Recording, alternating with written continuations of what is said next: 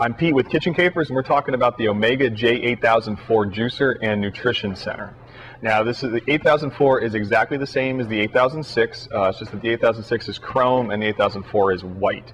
We have lots of videos up of the 8006 in action. We got videos grinding coffee, making pasta, making peanut butter, and I really encourage you to check those out because this can do all of those cool things. We're just going to kind of give an overview right now and show it juicing a little bit, but you need to check out those videos of what the 8006 can do. So we're just going to throw it together. There's a lot of parts, but it actually goes together really easily. The first thing we're just going to stick on our juicing body here. This just moves right in. There's this little lock ring that just locks it into place, nice and easy.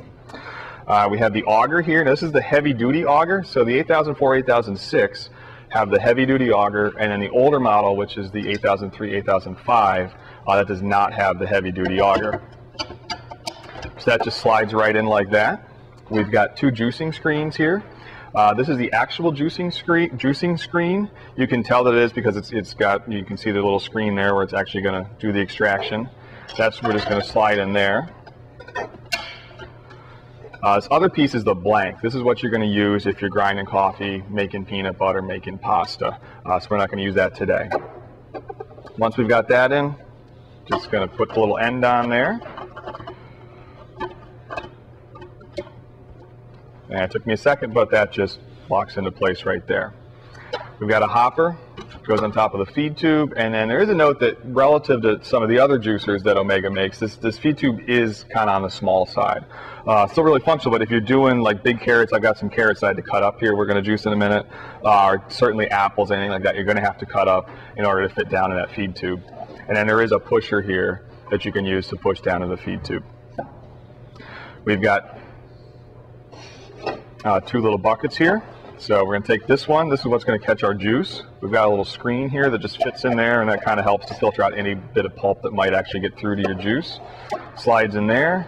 This guy goes here, and that's going to catch the pulp as it comes out. The one other part that we didn't talk about yet is you've got these pasta attachments or pasta ends here. So there's different sizes for a couple different sizes of breadsticks you can make, and there's a couple linguine flat noodles, and then a couple sizes of spaghetti that you can use if you're making pasta. So just going to turn this thing on.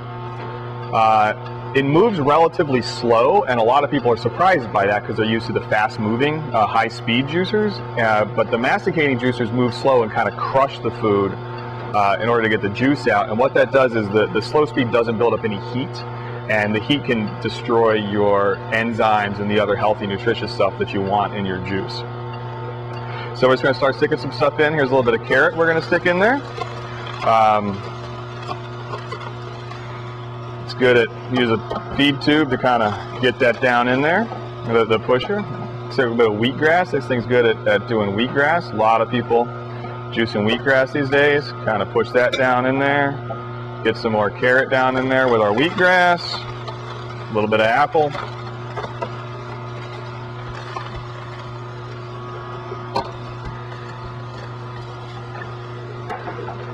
Wheatgrass definitely helps to put some things like carrots in with your wheatgrass. Kind of helps it move it through the juicer nice.